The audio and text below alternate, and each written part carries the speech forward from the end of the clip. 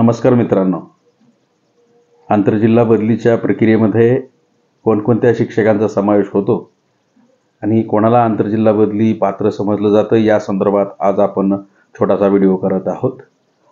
काल एका महिला शिक्षिकेचा फोन आला आणि माझ्या जवळच्या शाळेवरील सुद्धा शिक्षिकेने प्रत्यक्ष भेटून त्या ठिकाणी एका विषयासंदर्भात चौकशी केली।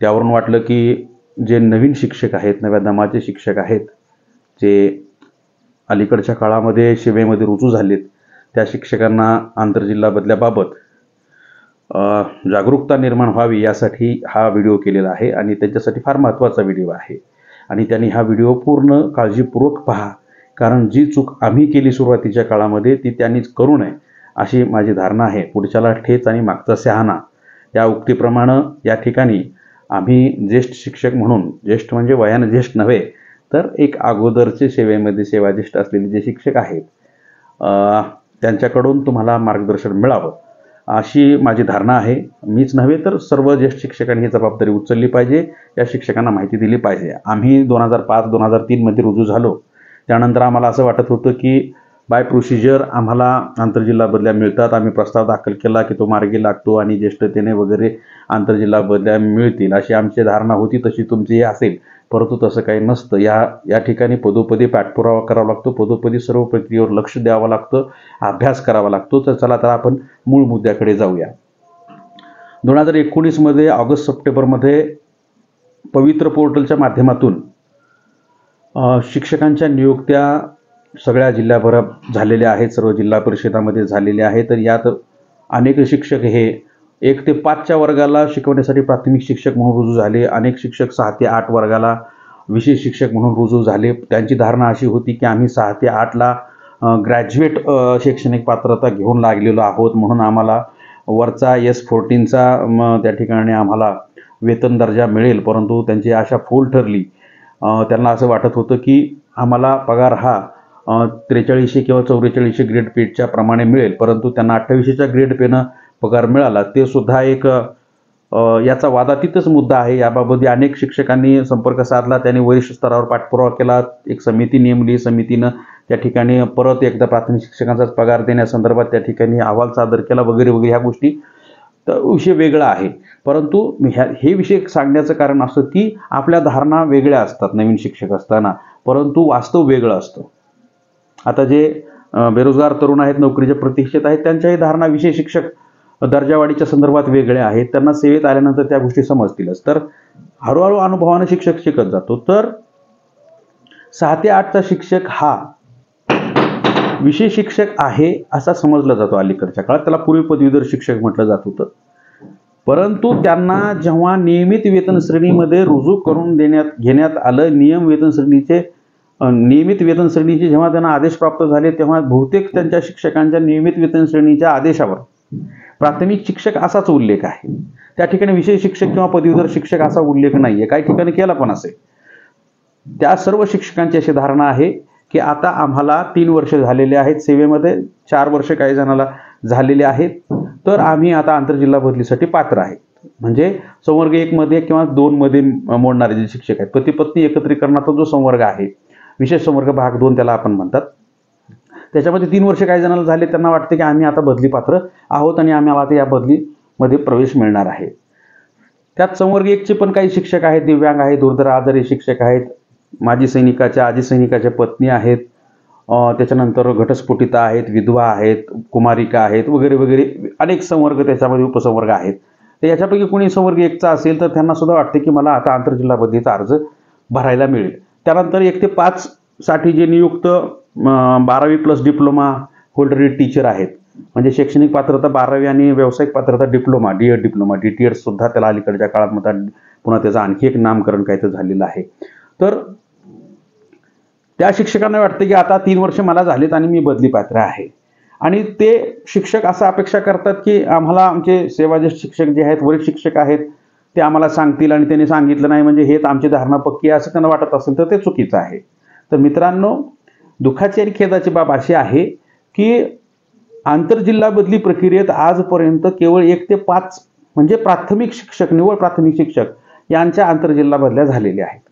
ऑफलाईन पद्धतीनं त्या ठिकाणी चुकीच्या पद्धतीने काही ठिकाणी झाल्या असतील पदवीधरांच्या बदल्या वगैरे वगैरे, परंतु मे 2023चा शासन निर्णय असेल किंवा त्याच्या अगोदरचा शासन निर्णय असेल, या ठिकाणी स्पष्टच त्या ठिकाणी नमूद आहे की ज्यांनी पदवीधर पदावर पदस्थापना घेतलेली आहे आणि त्यांना वेतनवाढ मिळालेली आहे, म्हणजे वेतनोन्नती मिळालेली आहे, या शिक्षकांना ती वेतनोन्नती आणि ते पद ते त्या ठिकाणी सोडून त्या ठिकाणी मूळ पदावर त्या ठिकाणी आंतरजिल्हा बदली स्वीकारावी लागेल. आणि तसं ॲक्सेप्टन्स दिल्याशिवाय, डिक्लेरेशन दिल्याशिवाय त्यांना आंतरजिल्हा बदली मिळणार नाही, असं स्पष्टच त्याच्यामध्ये सांगितलेलं आहे, दोन्ही GR मध्ये सांगितलेलं आहे. आणि महत्त्वाची सगळ्यात गोष्ट म्हणजे की आपण एखाद्या मोठ्या प्रकरणाकडे पाहत असताना, म्हणजे आंतरजिल्हा बदली हे प्रचंड मोठं प्रकरण आहे, शिक्षकांचा फार जिव्हाळ्याचा प्रश्न आहे. या प्रकरणाकडे पाहत असताना आपण पहिल्या दिनांकापासून, रुजू झालेल्या दिनांकापासून गांभीर्याने पाहणं गरजेचं आहे. कारण आम्ही ज्या चुका केल्या, आम्ही 2005ला नोकरीला लागलो, आम्ही 8ला त्या ठिकाणी सेवेत नियमित झालो, त्यानंतर आम्ही 9मध्ये आंतरजिल्हा बदलीचे प्रस्ताव 2009मध्ये दाखल केले आणि आम्ही जवळजवळ 7 वर्ष माझा नंबर आता येईल, माझा नंबर केव्हा येईल, मला आता आंतरजिल्हा बदली मिळेल, मला आता कार्यमुक्त होईल, अशी आम्ही वाट पाहत राहिलो. आम्ही कसल्या प्रकारचा पाठपुरावा केला नाही, त्याचा अभ्यास केला नाही वगैरे वगैरे. आणि त्या ठिकाणी ज्यांचा अभ्यास होता त्यांनी आम्हाला मार्गदर्शन केलेलं नाही. त्यामुळं आमची 7 वर्ष वाया गेली आणि आम्ही 2016 पासून पाठपुरावा करत आहोत. आणि आता 2022-23 मध्ये आता आंतरजिल्हा बदल्या आमच्या कुठेतरी जवळ आणि टप्प्यात आलेल्या आहेत. तर तुम्ही तशीच चुकी करू नका. तर या ठिकाणी सांगण्याची आणि व्हिडिओ करून मार्गदर्शन करण्याची गरज का पडली, तर त्या 2 शिक्षिका आहेत, त्यांनी संपर्क साधला आणि मला लक्षात आलं की यांना त्या ठिकाणी यांच्या धारणा कशा चुकीच्या आहे ते दाखवून द्यायचं आहे आणि त्यांना जागृत करण्याचा माझा हा प्रयत्न आहे या व्हिडिओमधून. आंतरजिल्हा बदली करत असताना आपण जास्त मागे जाणार नाही. मी फक्त अलीकडच्या 2 शासन निर्णयातल्या तरतुदी सांगतो, त्यानंतर तुम्हाला काय करायचं हे सांगणार आहे. फक्त व्हिडिओ कंटिन्यू तुम्ही शेवटपर्यंत बघायचा. हा व्हिडिओ फार महत्त्वाचा आहे आपल्यासाठी. तर पहा, एक ना एक वाक्य यातलं तुम्हाला महत्त्वाचं आहे. मी फापट पसारा बोलणार नाही, मोजकं बोलणार आहे, तुम्हाला फायद्याचं बोलणार आहे. या गोष्टी तुम्हाला कोणीही सांगणार नाही, कारण तुमचं कॉम्पिटिशन तयार होतं, तुम्ही स्पर्धेत येता आणि कुठेतरी आंतरजिल्हा बदलीला आमच्या किंवा त्या संबंधित शिक्षकाच्या अडथळा निर्माण होतो म्हणून तुम्हाला कोणी सांगणार पण नाही. माझा आरोप नाही, पण हे बदलीच्या बाबतीत घडत आलेलं आहे. अनेक शिक्षक बोगस सुद्धा कामं मागे पुढे करायला पाहत नाहीत. तर आपण पाहूया, माझ्या हातामध्ये 2023चा शासन निर्णय आहे. आम्ही 29 सप्टेंबर 2011च्या शासन निर्णयापासून शासनाकडे पाठपुरावा करायला, आंदोलन करायला सुरुवात केली. त्याच्या अगोदर 2008च्या शासन निर्णयानुसार आंतरजिल्हा बदल्या होत्या. खूप चढउतार आम्ही त्याच्यामध्ये पाहिलं आणि आमच्याच अंतर्गत संघर्षामुळे खूप नुकसान झालं आणि अनेक शिक्षक बदलीपासून वंचित राहिले आणि ज्यांची बदली झाली ती सेवा कनिष्ठ होते वगैरे, हे वादाचा विषय आहे. चला पुढे आपण जाऊया. तर आपण पाहूया की बदल्या कोठून होतात, कशामुळे होतात, इथपर्यंत जावं लागतं 1967 पर्यंत. 1967च्या सेवा नियमानुसार शिक्षकांच्या स्थानिक स्वराज्य संस्थांमध्ये सेवा वर्ग केल्या जातात, दुसऱ्या जिल्ह्यामध्ये वर्ग केल्या जातात, ज्याला आपण आंतरजिल्हा बदली म्हणतो. 1967च्या सेवासारथी नियमानुसार, म्हणजे त्याला सेवा प्रवेश नियम म्हणतात, त्या नियमातील एक कलम 6 उपकलम 8 नुसार आंतरजिल्हा बदली करणे, त्यांना कार्यमुक्त करणे, रुजू करून घेणे या संदर्भात जिल्हा परिषदेचे CO मुख्य कार्यकारी अधिकारी हे सक्षम अधिकारी असतात. हे महत्त्वाची गोष्ट आहे. बदल्या ह्या CO to CO होत असतात. फक्त त्या ठिकाणी विन्सीज वगैरे कंपनी जे असतात ते शिफारसी तयार करत असतात. जसं पवित्र पोर्टलबाबत याद्या तयार केल्या, परंतु नियुक्तीचे आदेश मुख्य कार्यकारी अधिकारी साहेबांनीच दिले, हे तुम्हाला माहिती आहे. चला आपण पुढे जाऊया. आता संवर्ग 1 मध्ये तुम्ही आहात, दिव्यांग आहात किंवा तुमचे नातेवाईक दिव्यांग आहेत वगैरे वगैरे, किंवा दुर्धर आजारी आहात, माजी सैनिक माजी सैनिकाची पत्नी आहात, विधवा आहात, घटस्फोटित आहात, परित्यक्त आहात. तर ह्याच्यामध्ये कुठल्या घटकामध्ये तुम्ही मोडत असाल आणि 3 वर्ष तुम्हाला सेवेला पूर्ण झालेले असतील, तर तुम्ही लगेच बदली पात्र होत नाहीत. का होत नाहीत, तर त्याचं स्पष्टीकरण 2.1 मध्ये आहे. शासन निर्णय 23 मे 2023. तो काय म्हणतोय, ज्या शिक्षक कर्मचाऱ्याला आंतरजिल्हा बदली हवी आहे अशा शिक्षकांची संबंधित जिल्हा परिषदामध्ये त्या वर्षाच्या 31 मे अखेर किमान 5 वर्ष सलग सेवा होणे आवश्यक आहे. तसेच तो शिक्षक, महत्त्वाचं वाक्य आहे, तसेच तो शिक्षक त्या पदावर कायम असणे आवश्यक आहे. या 5 वर्षाच्या कालावधीत संबंधित शिक्षकाच्या शिक्षण सेवक या पदावर असलेला कालावधी विचारात घेतला जाईल. विशेष संवर्ग भाग 1 व भाग 2 मधील कर्मचाऱ्यांना सेवेची मर्यादा 3 वर्षाची असेल. आपण सर्व वाक्य हे आपल्या बदलीला चिटकावून आपण पाहतो, त्यामुळे आपण सकारात्मक दृष्टिकोन ठेवून वाचतो. आता तुम्ही म्हणाल की आम्ही कायम आहेत, आम्ही वेतन श्रेणीमध्ये आलेलो आहेत, नियमित वेतन श्रेणीमध्ये आलो, 3 वर्ष आम्ही शिक्षण सेवक कालावधी पूर्ण केला, मग आम्ही कायम झालो. तर नाही.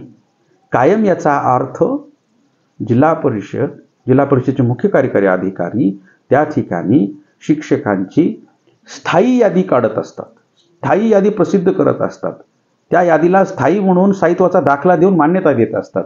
त्या यादीमध्ये तुमचं नाव आलं असेल तर तुम्ही कायम झालेला आहात.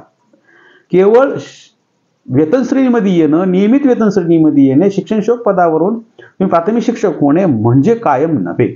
कायम म्हणजे कायम असल्याची, स्थायी असल्याची एक यादी प्रसिद्ध केली जाते आणि त्याबाबत वेळोवेळी शासनानं काय कारवाई करायची याबाबत त्या ठिकाणी दिलेलं आहे. मागच्या वेळेस आंतरजिल्हा बदली होताना तातडीने 1 महिन्यामध्ये 15 दिवसामध्ये काही जिल्हा परिषदांनी शिक्षकांचं नुकसान होऊ नये म्हणून स्थायित्वाचे दाखले देऊन टाकलेले आहेत. पूर्वी 10-10 वर्ष स्थायित्वाचे दाखले दिले जात नव्हते, पण अलीकडच्या काळामध्ये नियमित वेतन श्रेणीत आल्यानंतर लगेच आंतरजिल्हा बदलीला तो पात्र व्हावा यासाठी तातडीने दिले जातात.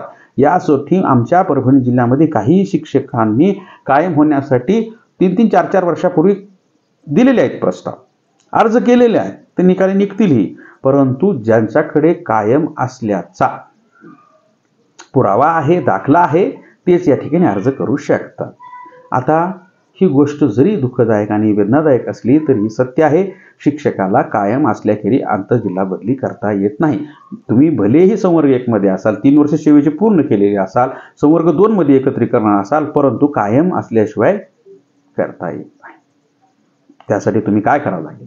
त्यासाठी तुम्ही तातडीने आपल्या गट शिक्षण अधिकारी कार्यालयामध्ये आपण यासाठी पाठपुरावा केला पाहिजे, अर्ज केला पाहिजे, विनंती केली पाहिजे आणि तुमच्या बॅचचे जेवढे संवर्ग 1 मध्ये 2 मध्ये मोडणारे आहेत त्या शिक्षकांनी तातडीने, आणि ज्यांना जे संवर्ग 1 मध्ये 2 मध्ये नाहीत परंतु ते पवित्रमधून लागलेले आहेत किंवा अलीकडच्या काळात लागले, त्यांना 3-4 वर्ष सेवा झालेली आहे, ते नियमित वेतन श्रेणी आहेत, त्यांनाही सोबत घेऊन पाठपुरावा केला पाहिजे आणि कायम असल्याचा स्थायित्वाचा दाखला आपण मिळवला पाहिजे. त्यानंतरच तुम्ही या ठिकाणी आंतरजिल्हा बदलीसाठी अर्ज करू शकता, अन्यथा नाही.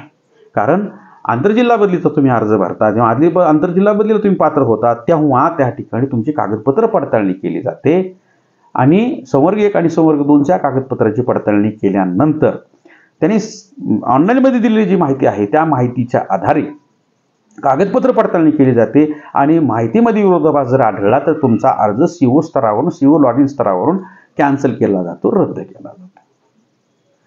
यासाठी आणि दुसरी गोष्ट, सगळ्यात महत्त्वाची गोष्ट मी शेवटी सांगणार आहे ती म्हणजे 6 ते 8 या वर्गास जे सेवा देत आहेत त्या ठिकाणी तुमची नियुक्ती झाली आहे, तुमच्या ऑर्डरवर प्राथमिक शिक्षकच आहे, म्हणून तुम्हाला असं वाटत असेल की आमची आता आंतरजिल्हा बदली होईल, मी स्थायी आहे, मी 3 वर्ष सलग सेवा केलेली आहे, मी संवर्ग 1 मध्ये मोडतो, 2 मध्ये मोडतो, तर मी बदली पात्र आहे. तर इतकंही पुरेसं नाही, कारण 6 ते 8 वर कार्यरत असलेल्या शिक्षकांची आंतरजिल्हा बदली होत नाही. त्यासाठी आजपर्यंतच्या शासन निर्णयामध्ये नियुक्ती तरतूद केलेली नाही आहे. मी माहिती घेतली, मला दुसऱ्या एका सरांचा, घाडगे सर नावाचे शिक्षक आहे, त्यांचा फोन आला की सर असं असं आम्हाला या ठिकाणी नियमित झालेलं आहे, संवर्ग 1 मध्ये असलेले शिक्षक आहेत, कायमचा दाखला त्यांच्याकडे सपोज आहे, तर ते बदलीचा अर्ज करू शकतात, त्यांना आंतरजिल्हा बदली मिळते तर नाही. तर प्राथमिक शिक्षक म्हणजे 1 ते 5चा शिक्षक असा कन्सिडर करूनच त्या ठिकाणी 23 मे 2023 असेल किंवा याच्या अगोदरचा जो GR आहे 21/2021चा, 7/4/21चा, किंवा ह्याच्या अगोदरचा 29 सप्टेंबर 2011 असेल, 18 ऑक्टोबर 2012 असेल किंवा मार्च 2008चा GR असेल, याच्यामध्ये सगळे जे कन्सिडर केले त्यांनी प्राथमिक शिक्षक कन्सिडर केलेला आहे. प्राथमिक शिक्षक म्हणजे 12वी डिप्लोमा.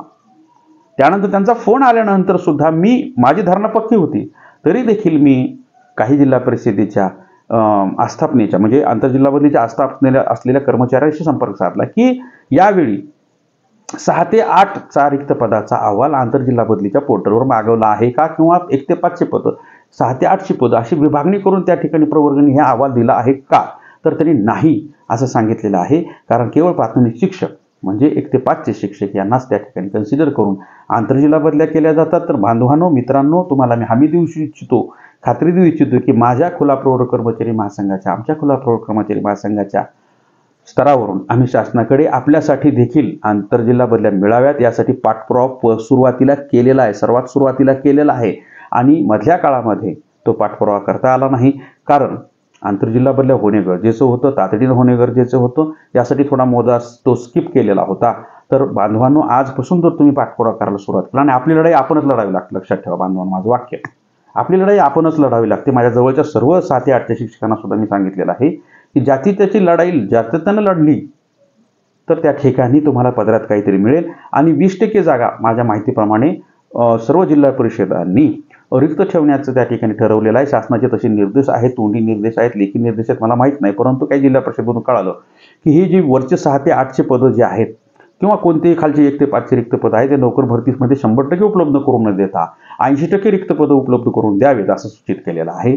त्यामुळे 20% पदं रिक्त आहेत आणि एवढे तुम्हाला 6 ते 8च्या शिक्षकासाठी पुरेसे आहेत. कारण त्यावेळी मला माहिती आहे की पात्र उमेदवार पुरेसे नव्हते, त्यामुळे त्यावेळी विज्ञान विषय शिक्षकाच्या जागा रिक्त राहिलेल्या आहेत. आजपासून तुम्ही पाठपुरावा करायला सुरुवात जर केली, आमच्यासारख्या संघटनाला तुम्ही अप्रोच झालात तर त्या ठिकाणी आम्ही तगडा पाठपुरावा करू. आमच्यासोबत जर तुम्ही आलात तर तुमच्या समोर आम्ही पाठपुरावा त्या ठिकाणी करू. आणि निश्चित मला माहिती आहे की आपली डायरेक्ट भरती झालेली आहे, रिक्रुटमेंट झालेली आहे आणि तुम्ही 6 ते 8ला शिकवता, तुमच्याकडे शैक्षणिक व्यावसायिक पात्रता आहे आणि स्थानिक स्वराज्य संस्थांमध्ये सेवा वर्ग अन्य जिल्ह्यामध्ये केली जाते सरळ सेवेनं भरलेल्या शिक्षकांची, तर तुम्हाला सुद्धा तशा प्रकारे बदली मिळावी. आणि तसेच जे 6 ते 8ला आमचे पारंपरिक पद्धतीनं दर्जावाढ करून त्या ठिकाणी शिक्षक जे रुजू झालेले आहेत, त्यांची वेतनोत्ती काही जणांची झालेली आहे, काही जणांची नाही झालेली आहे, त्यांना सुद्धा आंतरजिल्हा बदलीमध्ये दुसऱ्या जिल्हा बदलीमध्ये लाभ मिळाला पाहिजे, त्याच पदावर मिळाला पाहिजे. यासाठी सुद्धा काही जणांनी कोर्ट मॅटर केले आहेत, याचिका दाखल केलेल्या आहेत आणि तसं ते मिळालं पाहिजे. कारण ते संवर्ग बदलत नाही आहे, केडर बदलत नाही आणि हे पदोन्नतीचं पद नाही आहे. हे दर्जावाढ म्हणजे RTE नुसार दर्जेदार एखाद्या विषयाचं सखोल ज्ञान मिळण्यासाठी या पदाची निर्मिती केलेली आहे. या पदाचा स्वतंत्र संवर्ग नाही, कॅडर नाही आहे, या पदाचं स्वतंत्र रोस्टर नाही आहे, स्वतंत्र बिंदू नामावली नाही आहे, स्वतंत्र सेवा नियम नाही आहेत. याला प्राथमिक शिक्षक असंच कन्सिडर केलं जातं. त्यामुळे ही दर्जावाढ आहे, ही वेतनवाढ आहे. त्याच्यामुळं या शिक्षकांनाही त्याच पदावर भलेही एकस्तर वेतन प्रमाणे काही ठिकाणी नक्षलग्रस्त आदिवासी भागामध्ये एक वेतनवाढ आगाऊ दिली जाते, त्या ठिकाणी आंतरजिल्हा बदलीनंतर त्या वेतनवाढ काढून घेतली जाते. तर तशाच प्रकारे भलेही वेतनवाढ या ठिकाणी सोबत नेता नाही आली पाहिजे, परंतु त्याच पदावर विशेष शिक्षक पदावरून सामाजिक शास्त्र असेल, भाषा असेल, या पदावरून त्याच पदावर आंतरजिल्हा बदलीचा लाभ मिळावा यासाठी देखील आम्ही पाठपुरावा जरूर करू. तर पुरेशी माहिती दिली असं मला वाटतं. मी वेगाने कमी वेळामध्ये जास्तीत जास्त मोजकं या ठिकाणी मार्गदर्शन करण्याचा किंवा ज्ञान देण्याचा किंवा माहिती देण्याचा प्रयत्न करत असतो. तरीसुद्धा व्हिडिओची लांबी वाढलेली आहे, अपलोड करायला फार अडचण येते लांबी वाढल्यानंतर. धन्यवाद. पुरेशी माहिती दिली असं वाटतंय. माझं चॅनल सबस्क्राईब करा. अशाच प्रकारचे अद्ययावत आणि सखोल ज्ञान देण्यासाठी मी येणार आहे. तुम्हाला नोटिफिकेशन जर पाहिजे असेल, माझा व्हिडिओ तातडीने बघायचा असेल तर बेल आयकॉनला तुम्ही क्लिक करा, सबस्क्राईब करा, लाईक करा आणि काही कमेंट करायचे असतील, समस्या असेल तर कमेंट करा. प्लीज कॉल करणं टाळावं, माझं स्टेटस पाहावं, माझं फेसबुकचं पेज फॉलो करावं. तुम्हाला त्या ठिकाणी अद्ययावत माहिती मिळत जाईल. तुमचे काही प्रश्न असेल तर तिथंच कंप्लेंटमध्ये, कारण प्रत्येक फोन मी रिसिव्ह करू शकणार नाही, कारण मलाही कर्तव्यावर जावं लागतं आणि त्या ठिकाणी वारंवार फोनवर बोलणं बरं दिसत नाही. चला तर ठीक आहे, धन्यवाद.